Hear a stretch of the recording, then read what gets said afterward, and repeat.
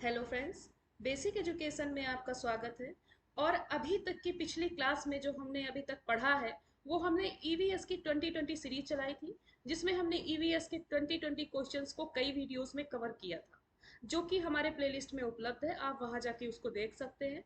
और अब हम पढ़ने वाले हैं हिंदी के प्रश्नों को, जिसमें आज की क्लास में हम पढ़ेंगे हिंदी के कुछ वर्तनी से संबंधित प्रश्न, जिसमें आज हमारा जो पहला प्रश्न है जो कि है रेखांकित शब्द की सही वर्तनी कौन सी है। और जो हमारा शब्द है वो ये लिखा है, यह रास्ता दुर्गम है, सावधानी से चलें। मतलब जो हमारा रेखांकित इसमें शब्द दिया गया है द्रुगम, इसमें बताया गया है कि इसकी सही वर्तनी कौन सी हो सकती है। जो कि हमारा जो वाक्य दिया गया है, ध्यान से देखिएगा कि यह रास्ता द्रुगम है, सावधानी से चले। तो ये जो द्रुगम है, तो इसका सही हमारा जो शब्द है वो क्या हो सकता है, जिसमें हमारा पहला ऑप्शन है जो कि है दुग्रम, दूसरा है दुर्गम, तीसरा है दुर्गम, और चौथा है टुंगम। अब अगर इसके सही जो हम शब्द है उसकी बात करें तो यह रास्ता द्रुगम है, तो ना कि द्रुगम है, इसका जो सही वर्तनी होगी वो होगा हमारा ऑप्शन 3, जो कि है दुर्गम। आपने सुना होगा कि जब हम कहीं भी जाते हैं तो बोलते हैं कि वहां का रास्ता बहुत ही दुर्गम, मतलब बहुत कठिन है, इसलिए सावधानी से चलें। तो यहाँ पर सही ऑप्शन क्या होगा, जो कि होगा हमारा थर्ड, दुर्गम। नेक्स्ट क्वेश्चन है, फिर है शुद्ध वर्तनी का चयन कीजिए, जिसमें हमारा पहला जो शब्द है वो है जाह्नवी, दूसरा है जाह्नवी, तीसरा है जानवी, चौथा है जाह्नवी। मतलब ये चारों जो हमारे लिखे हुए हैं उनका अगर हम वर्ण विच्छेदन करेंगे तो वो अलग अलग वर्ण विच्छेदित होंगे। अब हमको ये देखना है कि कौन सा वर्ण विच्छेदित करने पर हमारा सही शब्द होगा। तो जिसमें अगर हम देखें तो जो हमारा इसमें सही ऑप्शन होगा वो होगा हमारा थर्ड, जो कि लिखा है जाह्नवी। अभी कैसे, जिस प्रकार हम लिखते हैं चिन्ह, आपने देखा होगा कि चिन्ह को दो प्रकार से लिखा जाता है। एक हमारा ये चिन्ह हो गया, एक ये चिन्ह हो गया, जिसमें आधा ना हा में जुड़ता है, और दूसरा चिन्ह में क्या होता है, जो ना होता है वो हा के अंदर ऐसे लिखा जाता है। तो जिसमें अगर हम सही शुद्ध शब्द की बात करें तो ये वाला जो हमारा चिन्ह है इसको सही शुद्ध माना जाता है। तो इसी प्रकार यहाँ पर जो हमारा जानवी है, तो यहाँ पर जो आधा ना अंदर है ये हमारा शुद्ध वर्तनी के रूप में जाना जाएगा। तो हमारा यही ऑप्शन सही होगा, जबकि लिखा चिन्ह ये भी जाता है, लेकिन अगर ये भी सही है अपनी जगह, लेकिन अगर व्याकरण की दृष्टि से देखें तो इसको शुद्ध माना गया है। नेक्स्ट क्वेश्चन है, फिर है शुद्ध वर्तनी का चयन कीजिए, जिसमें है पहला हमारा छह, दूसरा है छह, तीसरा है छह जिसमें हमारा नीचे वो लगा हुआ है डैश, और तीसरा चौथा है हमारा छह। तो जिसमें अगर हम बात करें सही हमारी जो वर्तनी है कौन सी है, जिसमें हमारा ऑप्शन होगा दूसरा, जिसको कहते हैं छह। तो ये वाला हमारा छह गलत होगा, ये वाला भी गलत होगा, और जिसमें हमारा ये हलंत लगा हुआ है ये भी गलत है, और ये भी छह गलत है। अगर सही छह की बात करें तो वो इस प्रकार लिखा जाएगा, शुद्ध वर्तनी इसकी यही है। एग्जाम्स में हिंदी में आपने देखा होगा शुद्ध वर्तनी के कई क्वेश्चंस पूछे जाते हैं, तो वहां पर ऐसी छोटी छोटी गलतियां ही कर देते हैं जिससे हमारा क्वेश्चन गलत हो जाता है। तो इस चीज को हमें ध्यान रखना होगा कि हमारा जो छह है तो वो इस प्रकार शुद्ध माना जाएगा। नेक्स्ट क्वेश्चन है, इसमें भी हमें शुद्ध वर्तनी का चयन करना है, जिसमें है पहला दु अंध, दूसरा है द्वंद जो कि इस प्रकार लिखा हुआ है, तीसरा भी द्वंद है जो कि इस प्रकार लिखा हुआ है, चौथा भी द्वंद है जो कि इस तरह लिखा हुआ है। अब आपको इसमें बताना है कौन सा शुद्ध वर्तनी है, मतलब कौन सा एकदम शुद्ध है।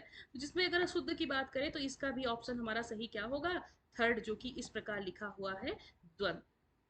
नेक्स्ट क्वेश्चन है, इसमें भी हमें शुद्ध वर्तनी का चयन करना है, जिसमें है हमारा पहला ऑप्शन श्रृंगार, दूसरा है ये वाला श्रृंगार, तीसरा है सिगार, और चौथा है सिंगार, ये वाला। अब अगर हम इसकी शुद्ध वर्तनी की बात करें तो इसमें है हमारा पहला ऑप्शन, जो कि इस प्रकार लिखा हुआ है श्रृंगार। आपने कई जगह पढ़ा होगा तो श्रृंगार जो हमारा शुद्ध वर्तनी है वो हमारा पहला ऑप्शन हो जाएगा।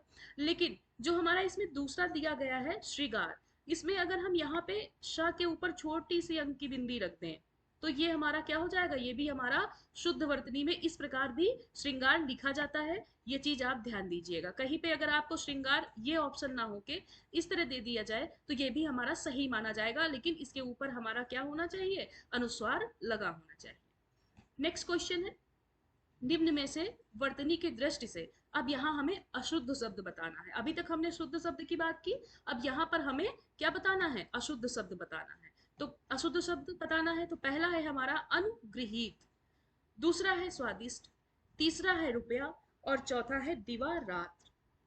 अब अगर हम यहाँ बात करें अशुद्ध शब्द की तो पहले हम जानेंगे शुद्ध कौन कौन सा है, तो अशुद्ध हमें मिल जाएगा, जिसमें पहला है हमारा अनुगृहीत जो कि हमारा सही है, दूसरा है स्वादिष्ट ये भी हमारा सही है, तीसरा है रुपया अभी इस पे हम आते हैं, और चौथा जो दीवारात्र है ये भी सही है। अब यहाँ अगर बात करें अशुद्ध की दृष्टि से तो वो हमारा हो जाएगा रुपया। अब एक बिल्कुल माइनर सा डिफरेंस है यहाँ पे, अब आपको ये चीज ध्यान देनी होगी कैसे कि रुपया गलत है, आइए देखते हैं। तो जैसे यहाँ पर है देखिए, जो ये यहाँ पे जो ये रुपया लिखा हुआ है, इसका अगर हम वर्ण विच्छेदन करें, वर्ण विच्छेदन का मतलब कि इसको हम तोड़े वर्णों में, जैसे रुपया लिखा हुआ है, तो जो ये वाला रू है जिसमें बड़ी ऊ की मात्रा लगी हुई है, अगर हम इसका वर्ण विच्छेदन करें तो ये देखिए यहाँ कैसे होगा, ये जो रा लिखा हुआ है और नीचे हलंत लगी हुई यानी आधा रा। एक चीज ध्यान रखिएगा, जब भी रा के नीचे हलंत लग जाती है तो क्या होता है, हमारा जो रा होता है वो क्या हो जाता है, आधा रा हो जाता है। ध्यान से फिर से सुनिएगा, जब भी रा के नीचे हलंत लग जाती है तो वो हमारा रा आधा हो जाता है, मतलब वो रा हमारा कैसा हो जाता है, स्वर रहित हो जाता है, मतलब वहां पर स्वर नहीं होता है। तो ये हमारा आधा रा और प्लस जब बड़ा ऊ होता है तो हमारा क्या बनता है, ये वाला रू बनता है, किसमें, रा में बड़ी यू की मात्रा लग जाती है, तो ये हमारा रुपया, तो यानी बड़ा ऊ हुआ, तो हम क्या बोलते हैं, रुपया बोलते हैं या फिर रुपया बोलते हैं, रुपया बोलते हैं, तो यानी कि बड़ी ऊ की मात्रा नहीं होगी ना यहाँ पे कि बड़ी ऊ की मात्रा कही जाए रुपया ना, तो उस हिसाब से हमारा ये क्या हो जाएगा, अशुद्ध। लेकिन अगर हम शुद्ध की बात करें, यहाँ पर शुद्ध की बात करें जिसमें है हमारा देखिए आधारा, मतलब यहाँ पर क्या लग गया, हलंत लग गया प्लस छोटा ऊ, तो यहाँ पे एक ये जो रू लिखा हुआ है वहां पे छोटी यू की मात्रा लग गई, मतलब ये हो जाएगा हमारा रुपया। तो अगर शुद्ध रुपया की बात करें तो ये हमारा शुद्ध रुपया लिखा जाता है, तो यहाँ पर ये रुपया क्या हो गया, अशुद्ध हो गया, क्योंकि यहाँ पर बड़े ऊ की मात्रा यूज की गई है, तो रुपया ना होके रुपया होता है, तो ये हमारा हो गया अशुद्ध। नेक्स्ट क्वेश्चन है, निम्न में से वर्तनी की दृष्टि से शुद्ध शब्द बताएं। अब यहाँ पे हमें शुद्ध बताना है, तो जिसमें अभी हमने आपको पिछले बार बताया जो हमारा पहला ऑप्शन है छह, तो ये छह नहीं होगा, जो कि मैंने अभी आपको पिछले क्वेश्चंस में बताया है, छ और हा मतलब छह होगा। 17 नहीं होता है, 17 होता है शुद्ध शब्द इसका। तीसरा है 63 जो कि हमारा शुद्ध शब्द है, 63 हमारा शुद्ध शब्द है। और चौथा है गुंचस, तो गुंचस नहीं होता है, आपको पता होगा 49 होता है। इस प्रकार हमारा जो सही ऑप्शन होगा वो होगा थर्ड जो कि है 63। नेक्स्ट क्वेश्चन है हमारा, निम्न में से वर्तनी की दृष्टि से शुद्ध शब्द क्या है, यहाँ भी हमें शुद्ध बताना है, जिसमें है हमारा तरेपन, तो तरेपन नहीं होता है, दूसरा है तिरेपन, तिरेपन भी नहीं होता है, तीसरा है तिरपन, तो ये हमारा शुद्ध शब्द है जो कि है तिरपन, और लास्ट है हमारा 53, तो ये भी नहीं होता है, तो शुद्ध शब्द हमारा कौन सा हो गया, ये हो गया तीसरा 53। नेक्स्ट क्वेश्चन है, वर्तनी के अनुसार शुद्ध शब्द का चयन कीजिए, यहाँ पर भी हमें शुद्ध शब्द बताना है, तो शुद्ध शब्द की बात करें तो पहला है हमारा ईर्ष्या, दूसरा है ईशा, ईर्षा, और तीसरा है ईर्षा, और चौथा है ईर्षा। तो अगर शुद्ध शब्द की बात करें तो यहाँ हमारा पहला ऑप्शन सही होता है जो कि है ईर्ष्या। अगर हम ईर्ष्या क्या वर्ण विच्छेदन करें तो वर्ण विच्छेदन ईर्ष्या क्या होगा, देखिए बड़ी ई प्लस आधा रा, मतलब वही जो मैंने अभी आपको बताया था आधा रा, मतलब यहाँ पर क्या हो गया, ये हमारा जहां पर भी नीचे हलंत लग जाए वो हमारा आधा रा होता है, क्योंकि ये जो हमारा इसको हम बोलते हैं रेफ, अभी आगे मैं वीडियो में आपको समझाऊंगी, रेफ और एक होता है पदेन, इन दोनों में अंतर बताती हूँ। तो इसका पहले हम देख लेते हैं वर्ण विच्छेदन, जिसमें हमारा पहला क्या है, बड़ी ई प्लस, बड़ी ई के बाद हम क्या करेंगे आधारा, जो कि हमारा ऊपर ये रा लगा हुआ है, दूसरा है प्लस आधा सा, क्योंकि आधा सा इसमें है, प्लस जो हमारा या है तो आधा या की बात फिर बड़े या की मात्रा लग जाएगी यहाँ पे, तो ये हमारा ईर्ष्या का वर्ण विच्छेदन हो गया, इसको भी ध्यान रखिए। नेक्स्ट क्वेश्चन है, निम्नलिखित शब्दों में से किस शब्द में रा वर्ण नहीं है, मतलब जो यहाँ पे शब्द दिए गए हैं इनमें से कौन सा ऐसा शब्द है जिसमें रा वर्ण है ही नहीं, तो अब जानेंगे कि कौन सा ऐसा शब्द है जिसमें रावण नहीं है। अब ऐसे हम कैसे जान जाए कि इसमें रावण है कि नहीं, आइए सबसे पहले एक चीज हम समझते हैं, जिसमें दो शब्द है हमारे, एक है पहला रेफ, दूसरा है हमारा पदेन। अब अगर रेफ और पदेन की बात करें तो रेफ हमारे उस वर्ण को कहते हैं। जैसे आपने देखा होगा ये लिखा हुआ है हमारा कर्म, ये जो कर्म लिखा हुआ है इसके ऊपर ये देखिए ये जो रा बनी हुई है ऊपर लगी हुई, तो जिसको हम सुरेखा, इस रेफ को हम सुरेखा या सिरोरेखा भी बोलते हैं। ये दो शब्द भी जान लीजिए, इसको सुरेखा या सिरोरेखा भी बोलते हैं। तो जैसे कर्म लिखा हुआ है तो जो ऊपर रा लगी हुई है इसको हम बोलते हैं रेफ। ध्यान से सुनिएगा इस चीज को। और जो पदेन होता है, जैसे लिखा हुआ है क्रम, तो यहाँ पे क्या लिखा हुआ है, जो हमारा क्रम में जो नीचे लगा हुआ है रा, तो इसको हम बोलते हैं पदेन।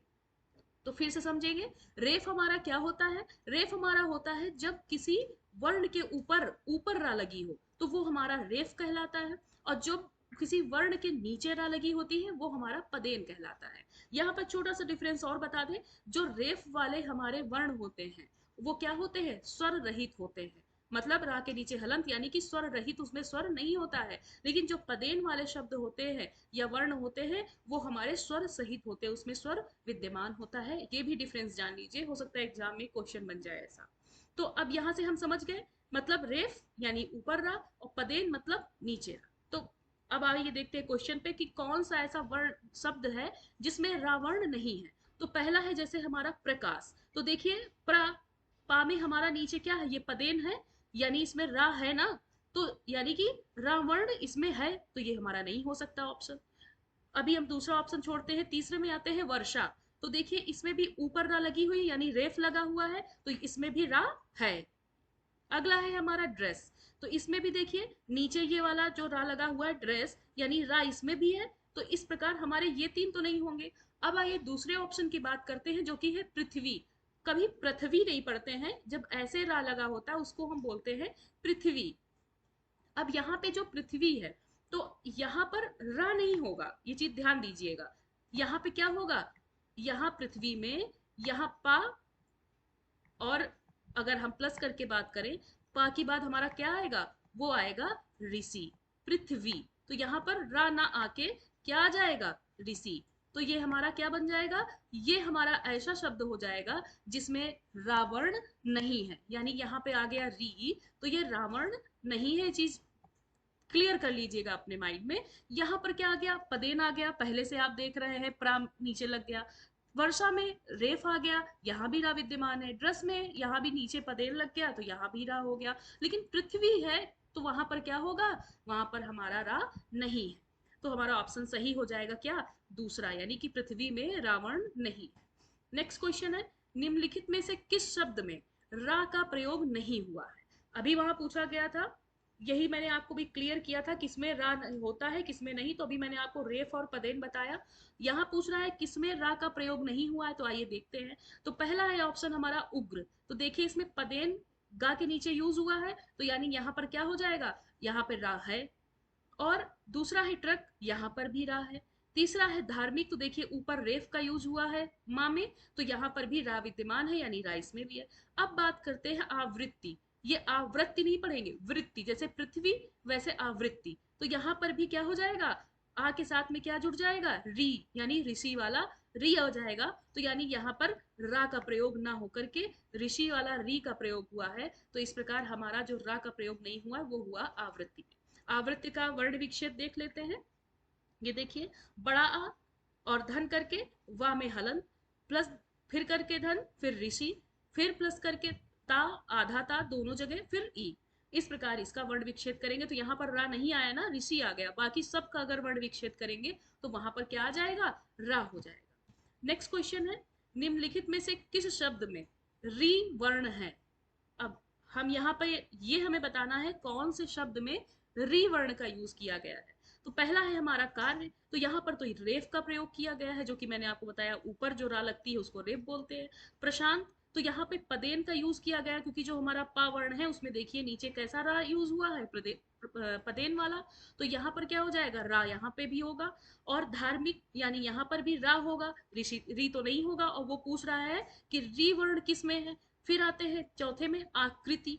अब यहाँ पे आकृति यानी री का यूज यहाँ पर हो रहा, ना तो यहाँ पदेन है ना यहाँ पे क्या है, रेफ है। तो यानी कि ये हमारा क्या हो जाएगा, ये हो जाएगा री वर्ण यहाँ पर यूज हुआ है। अगर आपको ये चीज एकदम समझ में आ रही है तो आप हमें कमेंट करके बताएं, तो फिर मुझे बहुत अच्छा लगेगा कि आपको ये चीज़ समझ में आ गई, रेफ और पदेन में अंतर, जिससे कि आप इस चीज़ को बहुत आसानी से छांट सकते हैं कि री वर्ण किस में यूज़ हुआ है, किस में नहीं हुआ है, रा किस में हुआ है, किस में नहीं हुआ है। तो प्लीज़ अगर ये चीज़ आपको समझ में आई हो तो हमें कमेंट करके बताएं।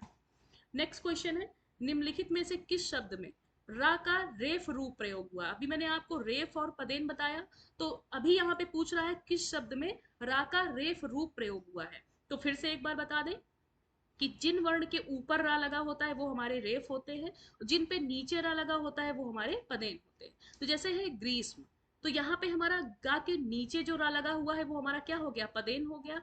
तो ये इसका मतलब ये रेफ रूप नहीं हुआ। दूसरा हो गया वर्षा, अब यहाँ पे ऊपर रा जो प्रयोग हुआ है ये हमारा क्या हो जाएगा, ये हमारा रेफ हो जाएगा।